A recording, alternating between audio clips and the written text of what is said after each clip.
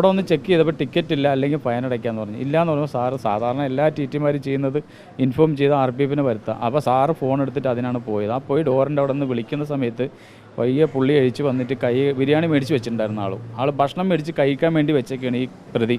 അത് കൈ കഴുകാൻ വേണ്ടി വന്ന ആ സമയത്ത് നിന്നിട്ട് ബാക്കിൽ നിന്ന് ഒറ്റ പുഷാണ് ചെയ്തത്. ടിക്കറ്റ് എടുക്കാൻ പൈസയല്ല, നാട്ടിലെത്തണം, ടിക്കറ്റ് ഞാൻ എടുക്കില്ല, അതാണ് പുള്ളിയുടെ മറുപടി എന്ന് വന്നേക്കുന്നത്. അതാണ് ഫുള്ള് നല്ലവണ്ണം കുടിച്ചിട്ട് അത്ര പവർ നമുക്കൊന്നും കിട്ടില്ല. ഒരു മലയാളിക്ക് കിട്ടുമെന്ന് എനിക്ക് ഉറപ്പില്ല. ആ പവർ അത്രയ്ക്ക് നല്ല ബലമാണ്. 4-5 മനുഷ്യൻ്റെ ബലമുണ്ട് ആ ശരീരത്തിന്. ആ തലയിടുന്ന പവർ എന്ന് പറഞ്ഞാൽ ക്രിമിനലാണ്. അവനൊരു സാധാരണ ഒരു അബദ്ധത്തിൽ ചെയ്തതല്ല, പക്ക ക്രിമിനൽ. അവൻ്റെ മനസ്സിൽ ചെയ്താണ്. അവൻ ചെയ്തിട്ട് വീണ്ടും അതാ പറഞ്ഞുകൊണ്ടിരിക്കുക, പേക്ക് ചെയ്യാന്ന് പറഞ്ഞാൽ പുറത്തേക്ക് കിട്ടുമെന്ന് അത് തന്നെ പറഞ്ഞുകൊണ്ടിരിക്കുക. ഒരു നല്ല മനുഷ്യനായിരുന്നു. ഒരു നല്ല മനുഷ്യനെന്ന് പറഞ്ഞാൽ ഒരാളെ ഇച്ചിപ്പോന്ന് പറയില്ല, അങ്ങനത്തെ ഒരു മനുഷ്യനായിരുന്നു. ഇവനുമായിട്ട് വാക്ക് തർക്കം പോലും ശരിക്കും ഉണ്ടായില്ല. ആൾ 1-2 എന്നുള്ള ആ മൈൻഡാണ്. ഒന്ന് ടിക്കറ്റ് ഇല്ലെങ്കിൽ പൈസ, ഇല്ലെങ്കിൽ അടുത്ത ഡ്യൂട്ടി എന്ന് പറഞ്ഞാൽ ഇൻഫോം ചെയ്യലാണ്, അത്രേ ചെയ്യുള്ളൂ.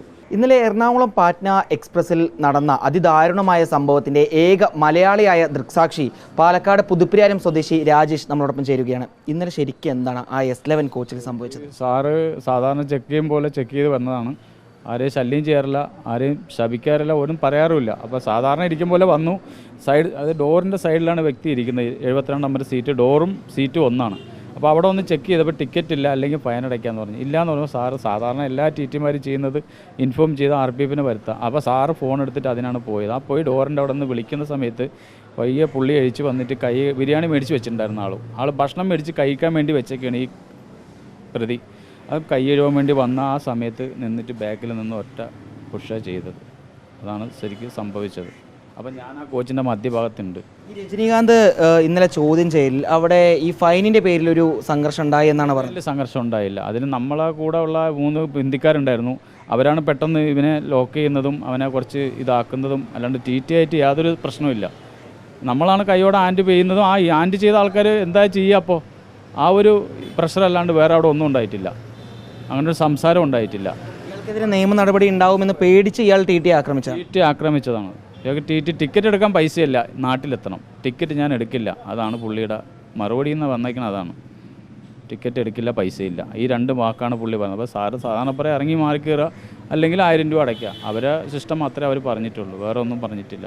TT ആയ വിനോദ് ഈ വാതിലിൻ്റെ അവിടെയാണോ നിന്നിരുന്നത്? അതിൻ്റെ അവിടെയാണ്. ഈ സാധാരണ സാറ് ഇരിക്കുന്നത് ലാസ്റ്റാണ്, 1-ാം നമ്പർ സീറ്റിൽ. അവിടെ നിന്ന് സാറ് ചെക്ക് ചെയ്ത് ലാസ്റ്റ് 3, 13, 12, 11, 3 കോച്ച് സാറിൻ്റെ കോച്ചാണ്. അപ്പോൾ ആ ലാസ്റ്റ് കോച്ചിലാണ് ഇത് നടക്കുന്നത്. ലാസ്റ്റ് കോച്ചിൽ ലാസ്റ്റ് ഡോറിലാണ്. അപ്പോൾ അവിടെ നിന്ന് നടക്കുമ്പോൾ അവിടെ നിന്ന് സാറ് സംസാരിക്കുന്നത് ജസ്റ്റ് ആ ഡോറിൻ്റെ അവിടെയാണ്, അപ്പോൾ വലതുവശത്ത്. അപ്പോൾ അവിടെ നിന്ന് തിരിഞ്ഞിങ്ങനെ സംസാരിക്കുമ്പോൾ ഈ ഒരാൾ ചെയ്യുമെന്നുള്ളത് ആർക്കും വിചാരിക്കാൻ പറ്റാത്ത. രജനീകാന്ത് എന്ന് പറയുന്ന വ്യക്തി ഒരു ഭിന്നശേഷിക്കാരനാണെന്ന് പറയുന്നു. അയാൾക്ക് അത്ര ആരോഗ്യമുണ്ടോ? ആരോഗ്യമുണ്ട്, നല്ല ആരോഗ്യമുണ്ട്. നമ്മളത് ആ കാലിന് മാത്രമേ മിസ്റ്റേക്കുള്ളൂ, നല്ല ആരോഗ്യമുണ്ട്. ഞാൻ എൻ്റെ ഒരു വീഡിയോ കിടപ്പുണ്ട്, ഞാൻ വേണമെങ്കിൽ കാണിച്ചു തരാം. അത് അത്രയ്ക്ക് ആ പവറിൽ ഫുള്ള് മദ്യപാനം വരുന്നു.